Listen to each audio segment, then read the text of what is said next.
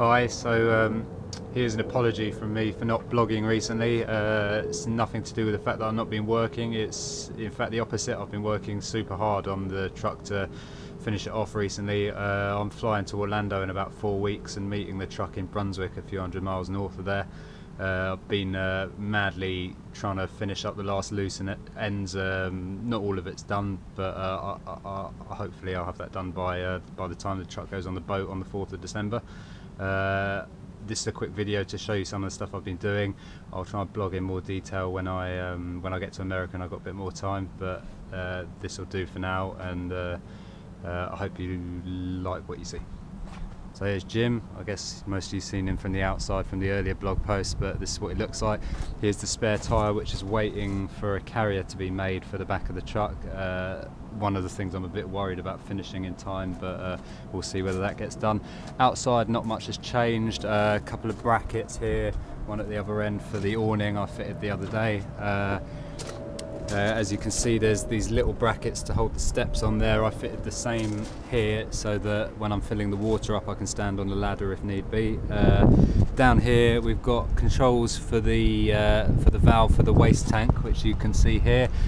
Waste tank is underneath. You can see I've made the frame and fitted the tank. There's the same on the other side, just the waste tank's waiting to be fitted now. Just going to turn the truck around. Here's the entrance door and I'll show you inside. Sorry it's a complete mess in here, but hopefully in the next couple of weeks it will be cleared up and ready to go. Here's the seats I built some time ago. As you can see, they've got crap on them, and you can also see that they're missing their cushions. Another thing I'm still waiting to get finished. Another visual difference you'll see is that the ceiling's now carpeted and the floor has a lovely laminate. And a big change that you won't have seen me blog about is that the kitchen is now finished, or largely. It's just what you'd expect really. It's got storage all the way along the top. It's got a extractor fan here.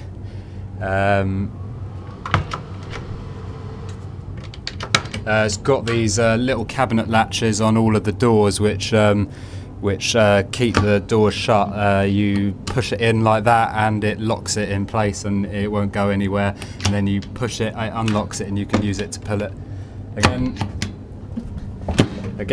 Same on the bottom, got drawers there, top one for cutlery and utensils, bottom one's just be open storage for food and the like.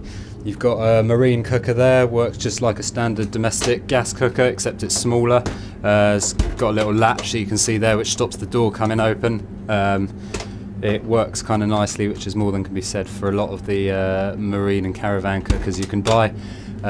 Here's my three-way sink, hot, cold and filtered water.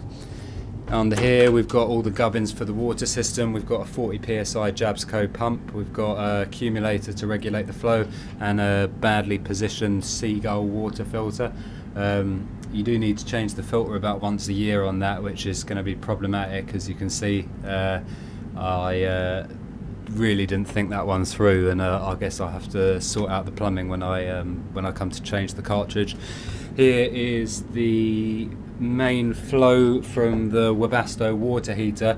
It runs through a valve after splitting, so one line goes to the calorifier and the other line goes to the radiators, and this valve on the outside will let you turn off the radiator. So in summer, when you turn the Webasto on, all it does is pass some hot water through the calorifier to heat your water up. As you can see, it says A and C, which doesn't mean much in English, but it's an Italian valve, and I've been assured that A means open and C means closed, although my Italian is not very good. Here we've got the 3 switches for the inside lights, got the kitchen lights, got the strip light, and got the front lights. Here we've got 2 outside lights, got an awning light and 2 reversing lights. And beneath that we have a control for the gas supply. It's a solenoid valve in the gas locker, and pressing that opens the gas. The gas is now on, so you don't have to run out to disconnect the gas each time you go for a drive. I'll quickly show you the gas locker so that makes more sense. And there is 13 kilo propane bottle. I'm hoping the American bottles are similar enough in size that will work. That's the 30 millibar regulator with some kind of gauge on top, which is supposed to show you how much gas you got left, although I'm not entirely convinced it will work that well. Very short plumbing run. You've got maybe 30 centimeters in there, and possibly the same again on the other side going to the cooker, which is the only gas appliance. Moving back inside, not much has changed at the front of the truck since I last vlogged. At the back, the bedroom's now finished. I've got storage boxes along this side, one in there with a little bit of space for the water tank connections, and one here with the safe in it. The other one's completely empty, although it had to be smaller so that I could access the lock and handle on the back door. This is a dry mesh kind of foam composite material, which is supposed to stop your mattress moulding from underneath. There's no bed slats, as you can see.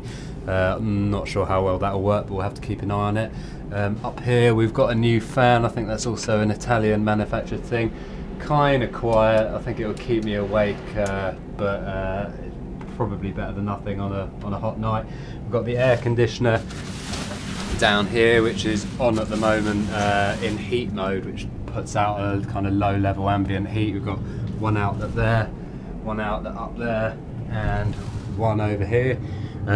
In here is the bathroom, which you'll have seen before because I blogged about it a long time ago. Not much has changed in here. It's now got running water in it, as you can see, and the toilet now works, plumbed into the main wastewater tank. Sorry, the main freshwater tank. The waste goes to a holding tank underneath, like most cartridge toilets. The only difference is that it's plumbed into the main tank rather than having a separate tank, which you need to fill up as you use it. That is mostly it. I hope this has allowed you to see what the inside of the truck looks like as a whole. I know my photos have been pretty close up in the past, just showing small individual bits, but this will hopefully give you a better overview. My next vlog will probably be in a few weeks, and I'll hopefully be able to show you a bit more in detail what I've been up to. I'll see you on the other side of the Atlantic.